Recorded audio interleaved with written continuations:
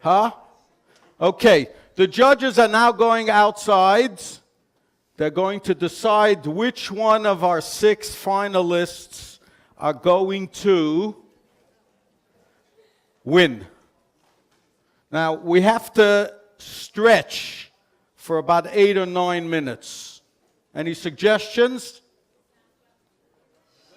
Huh? No. Once we lose the crowd. So let me just tell you a small story that happens every single week that I think is important for all of us here. Baruch Hashem, we're all from. My uncle, Mr. Aaron Rubashkin, taught me a lot of things as a legend. One of the things, ladies, this is not a parlor meeting here, please. Okay, calm down. And he, on Friday, every single Friday, he goes into his plant, and in the morning, for 20 minutes, he stands on the assembly line and puts labels together with about 7 employees. He taught it to me many, many years ago. So every single Friday, I take 2 hours between the hours of 11 and 1 o'clock, and I tell the switchboard that I'm going to answer the telephone. This way, I keep my ears to the ground. I talk to the customers, I get a little of an understanding what's going on. You're able to focus on what's happening. You get rid of your employees' feedback, you hear it yourself. Without fail, ladies and gentlemen, every single Shabbos, Friday, there is some kind of a conversation, and where people turn to you and they ask you certain questions. And I think it's appropriate to know that when you zero in to your clients, men soll sich nicht schämen. We shouldn't be embarrassed to be proud and what we stand for. Because after all, we know that livelihood, parnasa, comes from the Eibishter. The only thing we have to do is also give ourselves the opportunity to make a keli.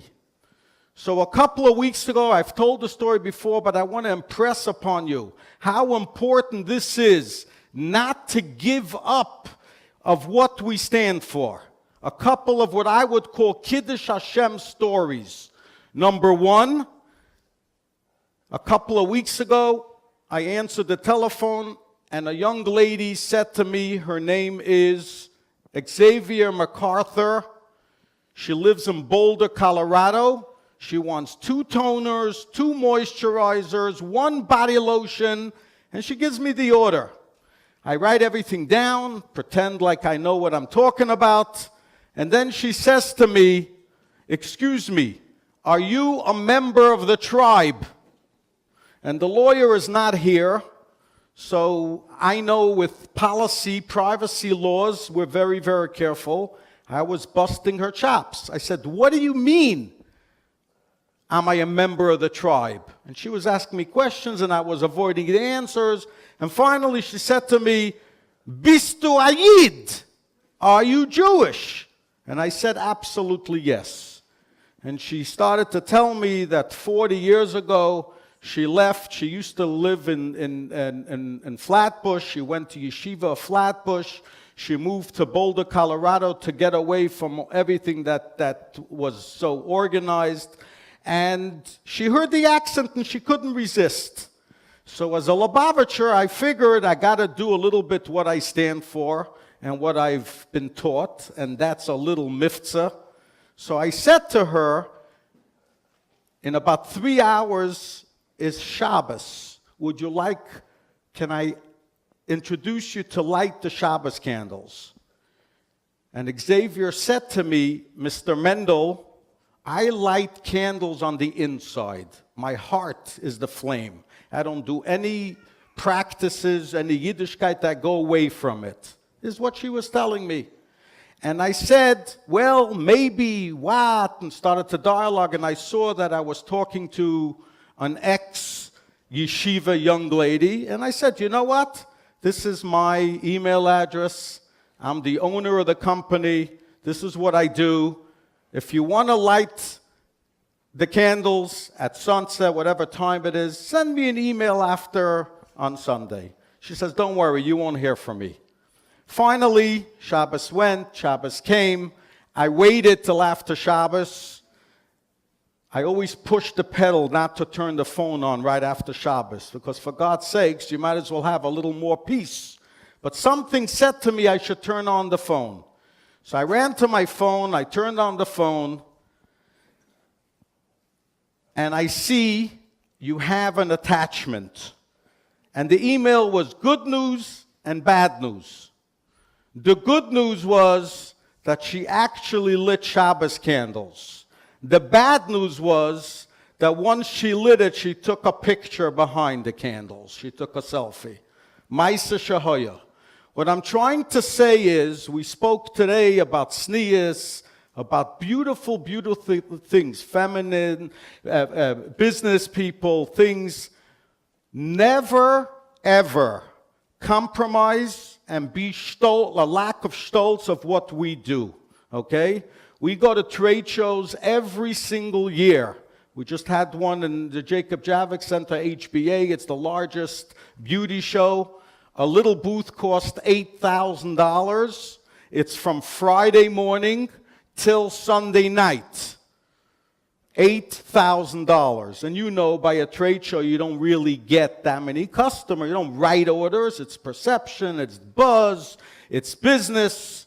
And right before Lichtbenchen, we have a little printed thing, and it says, we are closed for the next 24 hours. We're not exhibiting on Shabbos, on Saturday, due to religious reasons. Please visit with us on Sunday, or you can leave a business card here. Okay? I know I can sell it to a goy, I can do this, I can do that, I know all the things. But I believe very, very strongly that Ruchnius and Gashmius come together. And a couple of weeks ago, we had this trade show in Orlando. We're with Orlando, I think we're with Orlando, in Orlando. And immediately on Sunday, we had a chain of 13 stores come to us, and they gave us a large order. They took in our line for one reason, out of respect that we stood up for our religious rights. And you can Google this tonight, you can Google it tomorrow. There's a store called Sprouts.